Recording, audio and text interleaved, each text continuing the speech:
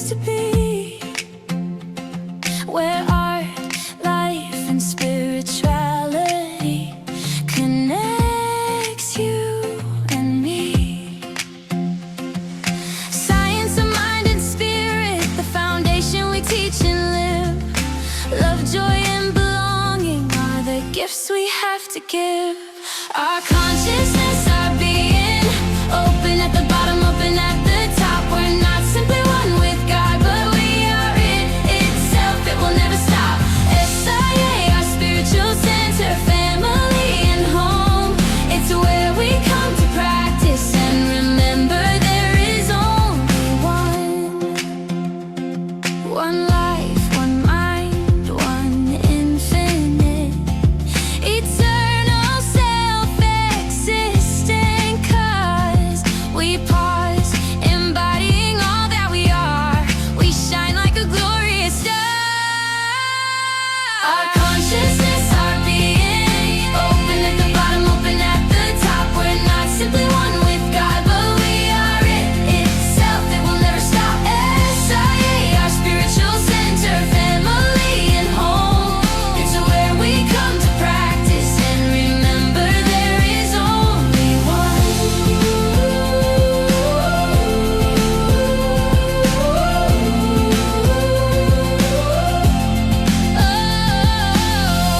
Spirituality is our way of life. We value laughter, truth, and justice. We express artistry as our living practice. So come and join us at SIA. Know you found a community that will love you every day.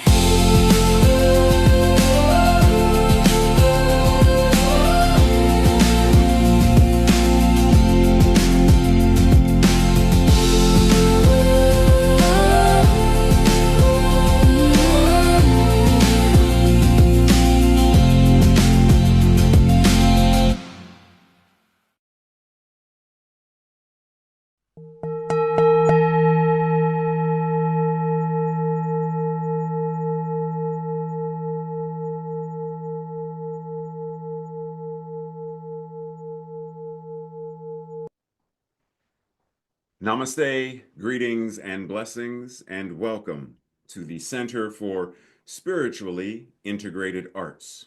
This is our Sunday message, and I am Reverend Dr. Raymont Anderson, the founder and spiritual director of this center. And I invite you to watch not only this Sunday message, but any of our archived messages. I invite you to join any classes or events that we have going on. I invite you to reach out and email if you have any questions. Questions about this community, questions about me, questions about what we do, or questions about this science of mind and spirit, liberation theology that we practice and teach. And if by chance you find yourself seeking beloved community with other like-minded beings, even if you already belong, are a member of another community, church, or center, you are more than free to have multiple affiliations wherever you are fed and find community. You are invited. And lastly, feel free to click like, subscribe, and share this or any other message or announcements with others in your circle. And with that, much appreciation, love, and blessings. Enjoy the message.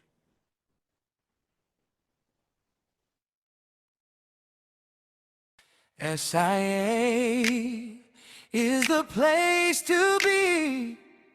So buckle up, we're making history.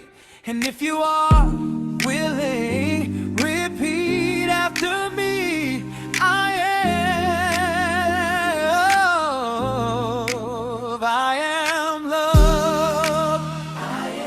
love.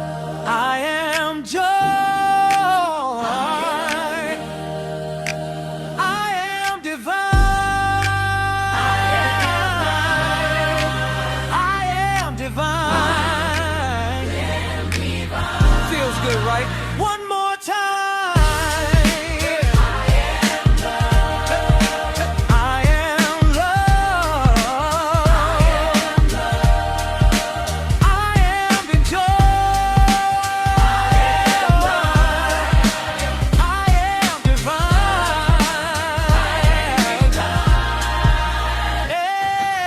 Amen. Yes, you are. Amen. Yes, you are. Now today's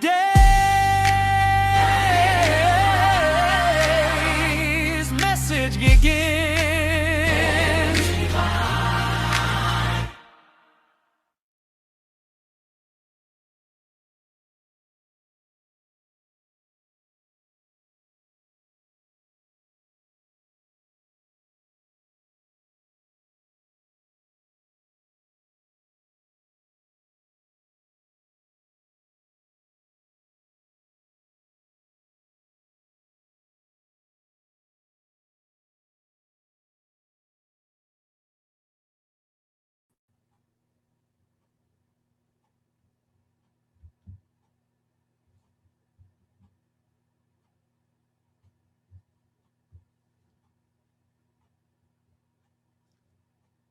What we see will defy explanation. What we'll see will defy explanation. Hello and welcome to March 15th, where what if what we'll see will defy explanation? When you hear this what if question, ask yourself, not what is the answer, but what does the question mean? What if we expected the great, no matter what the world looked like? This week, let us dive in to explore how belief and expectancy work together to shape our lives, our experiences, and either defy limitations or get trapped by limitations. Learn how to lean into joy and possibility so that we're not leaning into whatever that other thing is. Like, how do belief and expectancy work towards the life affirming rather than the non-life affirming? How can we do this with clarity? How can we do this with intentionality? How can we actively choose to expect that which is better for ourselves, for each other, for the world? How might my life and the world change if I fully believed good is always unfolding and showing up in my life, even in the face of challenges and difficulties? This is not about bypassing these challenges and difficulties. It's about being right smack in the middle of the challenges and difficulties and still being aligned in principle so that we know how to navigate the challenges and the difficulties to get to the Emerald City, to then return because we had the power all along. Just saying. So, expectations.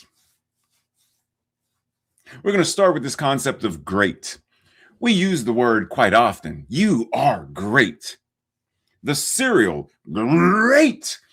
Great job. Make today great.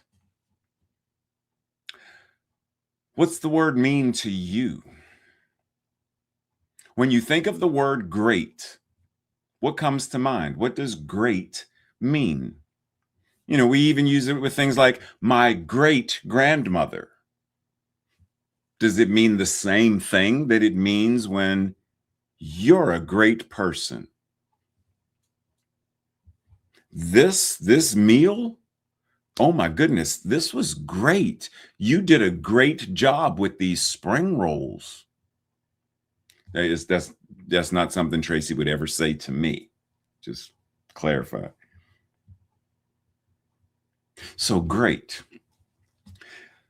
Of an ability, quality, something that is generally considered to be above the normal or average, to an extent or amount or intensity that is above the normal or average.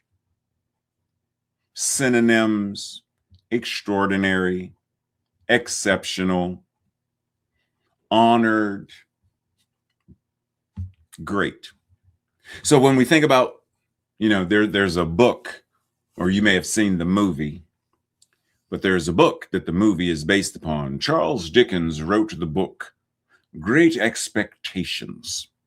And Great Expectations is about this young boy who goes from this humble, existence to being this wealthy and arrogant man, gentleman in London, who then ultimately discovers that true worth, true greatness is in loyalty, not money, love, not what he thought power was, and character versus manipulation, rather than the social esteem. And so what makes someone great?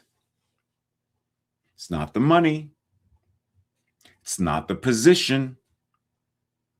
It's the values that are intrinsic: loyalty, love, character, hope, peace, wonder. So when we think about this idea within CSL, within New Thought, what is our greatness? Yes, Timothy, what's up? Are you asking me who are you? Well, let me ask, I'm going to forget you. I'm not answering. Who are you? Who are you? What are you?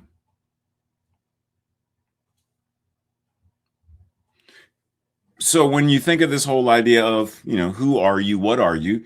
We have ID, identification. It identifies who you are. It even identifies certain things about what you are. You are a male, female, you are a senior citizen, you are a student driver, you are 5'4", brown eyes, certain things.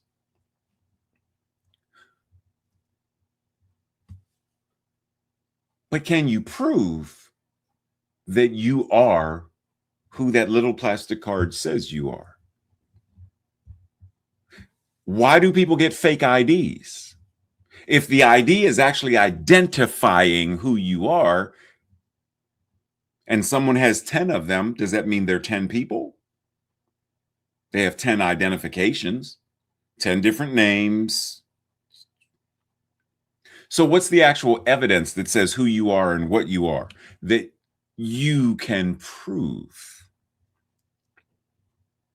Prove by some method of demonstration and experience, and not necessarily prove it to someone else. Prove it to yourself. Can you prove that you are you? We use ID in various forms of proof, but at the core, can you prove you are you? Can you prove you are life itself? Can you prove you are God incarnating itself?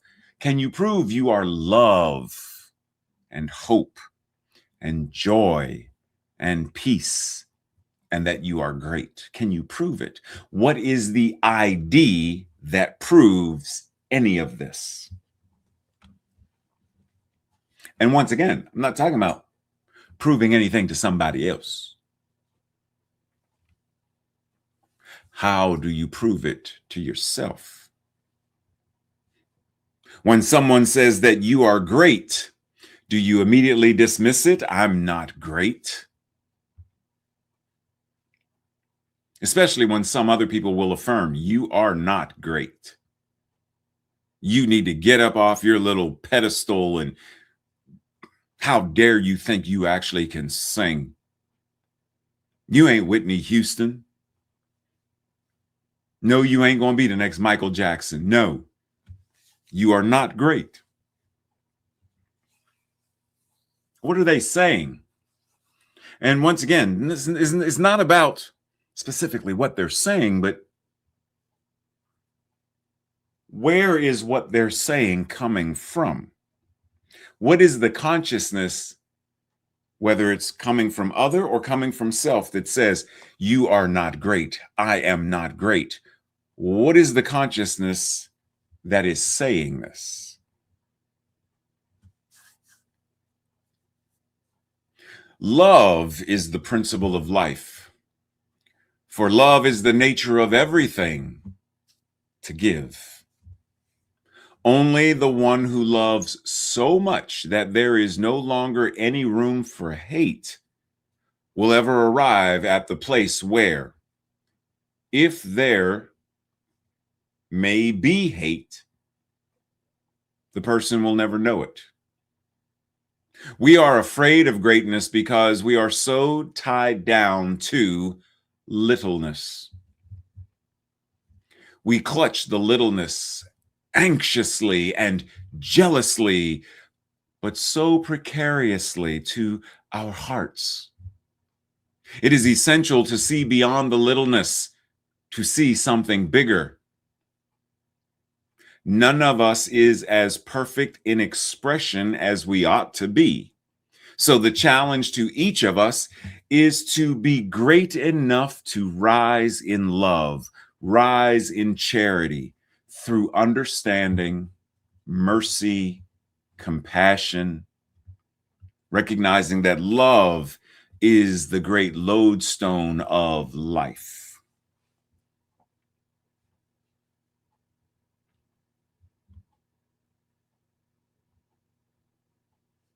So when you think, I am not great, you're not. You are greatness itself. You are greatness embodying itself as you. And as that, then yes, you are great. But not because of anything you do, anything you've ever done. You are great because you are greatness itself expressing as you. The God of beauty is understood by the artist who appreciates the beauty and senses in all form some reflection of that universal wholeness, which finds harmony in the perfect adjustment of itself to all of its parts. Beauty, like greatness, is a thing of the soul, a spiritual quality, outlined in form, objectified in space. It is eternally imaged in the mind. Once again, beauty, like greatness, is a thing of the soul. It is your innate expression of the divine. It is not the thing that you do, the award you receive. It's not the Oscar, the Emmy. It's not the bank account. It's you. And so when we think of the science of mind and spirit, it serves as a guidebook, not only pointing to your true greatness, but also a tool that helps us to learn how to use, how to embody, how to steward, and how to express our true greatness so that we live as intended in a manner that is healthy and joyful and peaceful and powerful and loving, and that we live in and with sacred community. All of the parts. That's what the Science of Mind textbook, that's the purpose of it.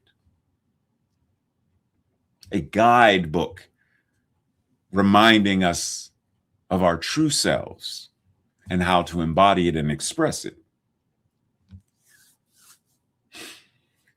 Keep away from people who try to belittle your ambitions.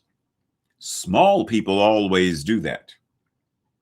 But the really great people make you feel that you, too, can become great. And if I had done a remix on this, great people remind you that you already are that which is great, and they show you how to embody it and express it, how to be that which you already are. So when other people try to belittle you, tell you how good you are not, or how good you will never be for whatever reason, come back to your soul where you know that you are great. You know that you are the divine expression of beauty, and that nothing they say can change or diminish that.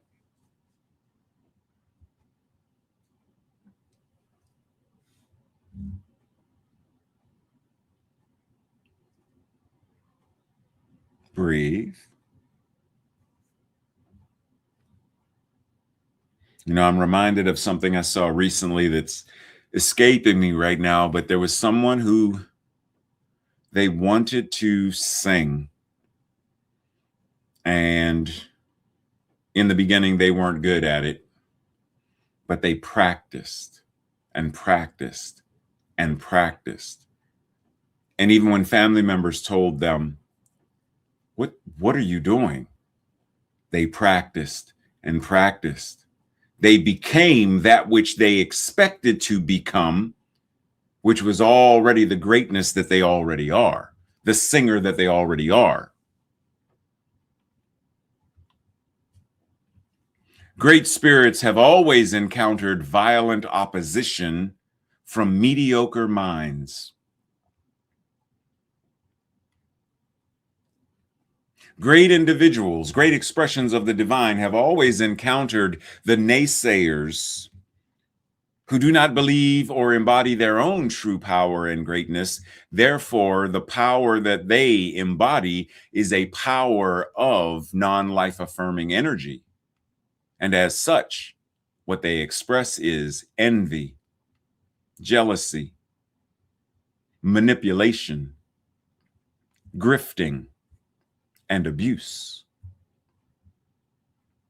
So when any of you are ever attacked, when any of us are ever attacked by mediocre minds, remember where it's coming from.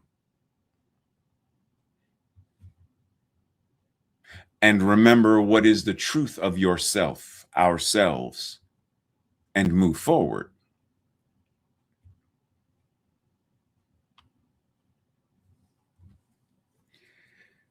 Is it so bad then to be misunderstood? Pythagoras was misunderstood. And Socrates was misunderstood. And Jesus, and Luther, and many of the others, scientists and astronomers, and every pure and wise spirit that ever took flesh. Reverend Dr. Martin Luther King Jr., Harriet Tubman, Jesse Jackson, Reverend Jesse Jackson. Many, many, many, many. To be great, is to be misunderstood. The Buddha, to be great, is to be misunderstood. Andy Warhol, as an artist. Frida Kahlo, to be great, to express your greatness, puts you in a place to be misunderstood. Do you choose to be great nonetheless? Do you choose to enter into that space nonetheless? What's up, Willie? You got something to say here? We'll begin with a spin, traveling in a world of my creation. What we'll see will defy explanation. If you want to view paradise. I know, Tracy. I'm going to stop singing. Sorry. So we'll begin with a spin, traveling in the world. Okay, what about it, though? Oh, I know what you can really do. Okay, cool. Let's have at it. On the Wonka, what was that thing called? The Wonka boat? The Wonka, it's not the Wonka, anyhow, whatever. It's a boat in Wonka land. So we'll begin with a spin, a shift in consciousness, traveling in the world of my creation. We are individually and collectively creating the world in which we live. This is an invitation to do so consciously. What we'll see will defy explanation. Not everything can be or needs to be explained or justified. Isn't it amazing how we can take something such as the words, the lyrics of this song, and break them down metaphysically in a way where it's now an instruction of something we can apply and do? So that being said, we have to be able to build a world that doesn't currently exist, that's utilizing a completely different imagination than the one that created the world that exists now.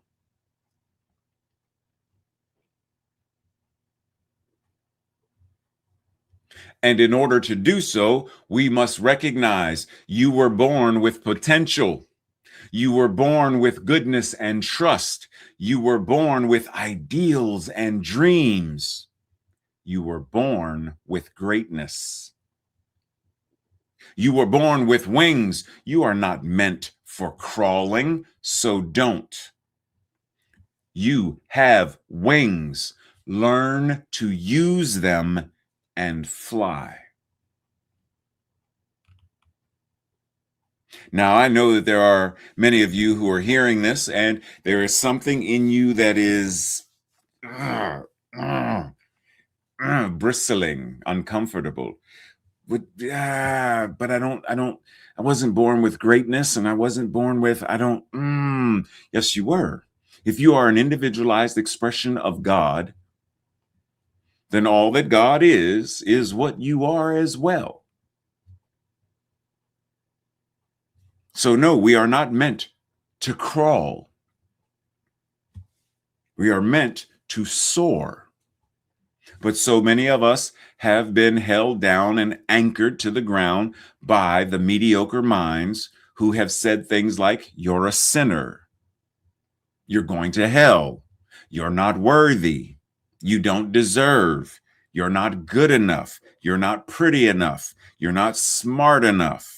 You're not great in any way, shape, or form. And yet, the truth of the matter is, you are so great, there is no way that you could ever even measure it.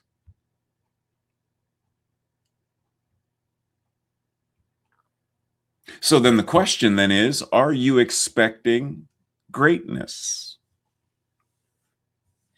You know, like the Charles Dickens book, what are your great expectations? Are you expecting greatness to express in, through, and as you? Are you expecting greatness to express in the conditions and the experiences that happen around you and through you and for you? Are you expecting greatness to be your superpower? A superpower that helps you to create a world that truly works for all.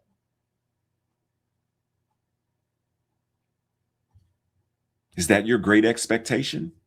To embody your superpower and live the life that you've only dreamed of, and to be part of the solution that creates a world that works for all.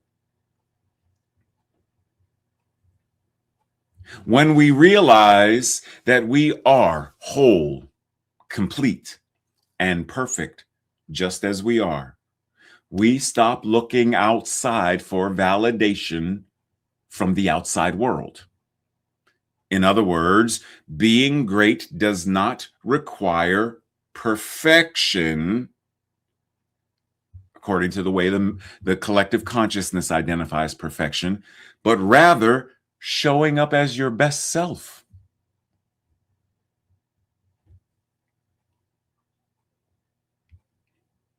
Showing up as your best self.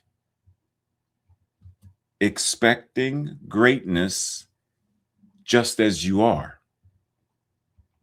Right now, as you are. As you are. Your existence is your yes. You being here is your yes that says, I expect greatness. I am greatness personified. You being here says that. And your yes is your amen.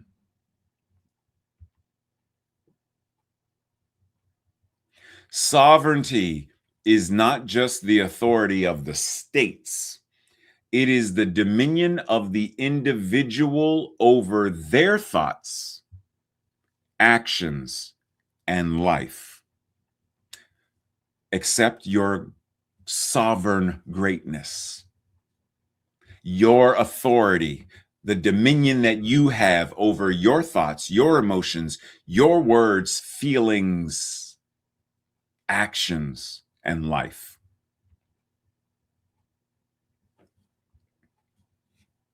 And remember, I have nothing to prove and no one to convince. I am powered by my internal compass and by my divine inspiration.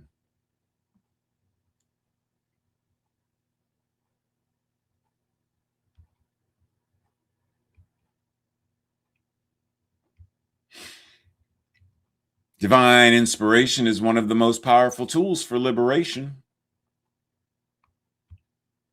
Your imagination is one of the most powerful tools for liberation because it is one of the ways greatness, mind, life, God expresses, formulates, and creates from the formless to the formed, from the not yet manifest to the manifested.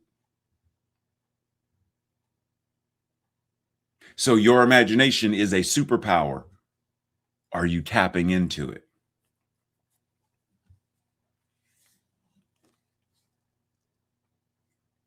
To actively embody and engage the science of mind and spirit 4.0 as a way of life is to consciously move through life in such a way that just as you expect there to be air to breathe, you expect greatness to be there as well.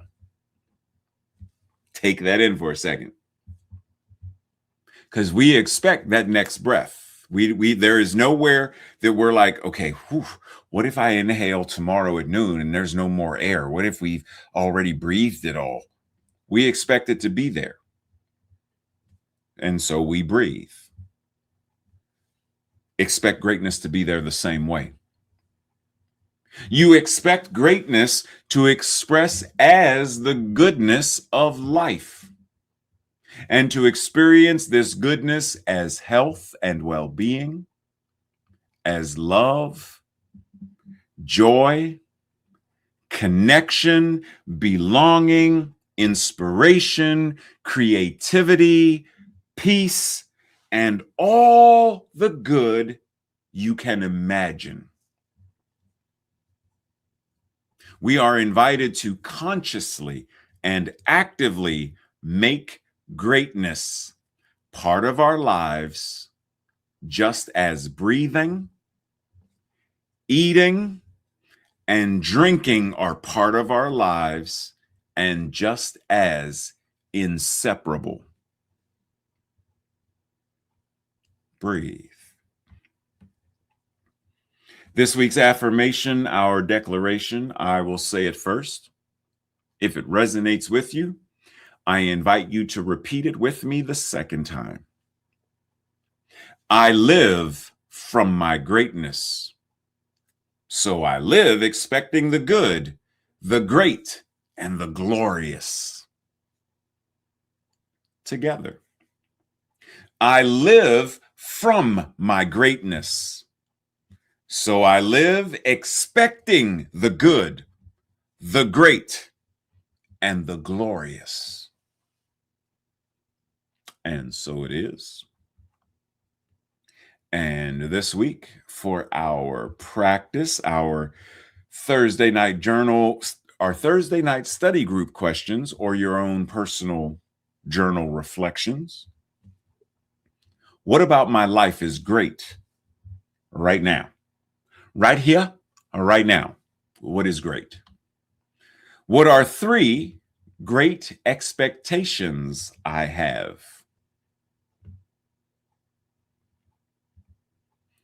In what ways do I actively align my imagination with greatness, and what is the result?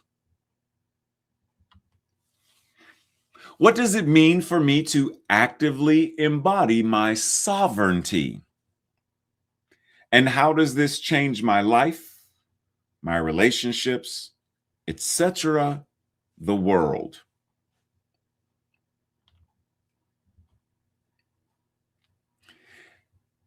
Now, breathe before we get to this one, because I know comes down to test anime. I know some of y'all gonna be like, woo, right there, right there.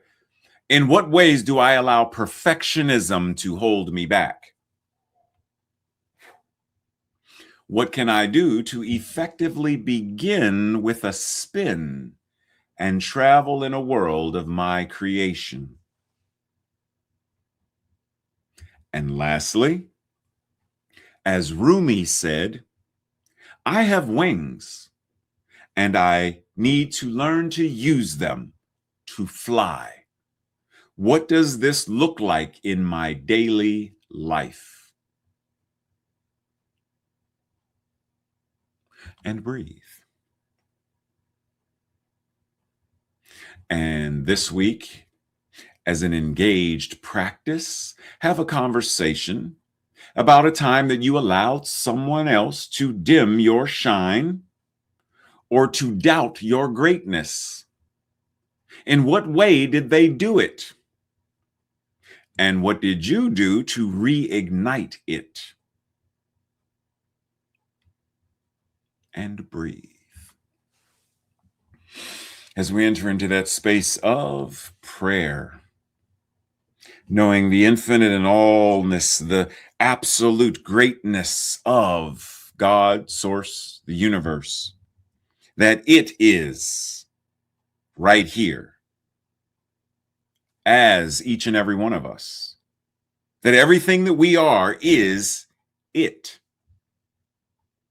Our fingernails, an expression of it. Our eyebrows, even with the gray hairs in there, as an expression of it.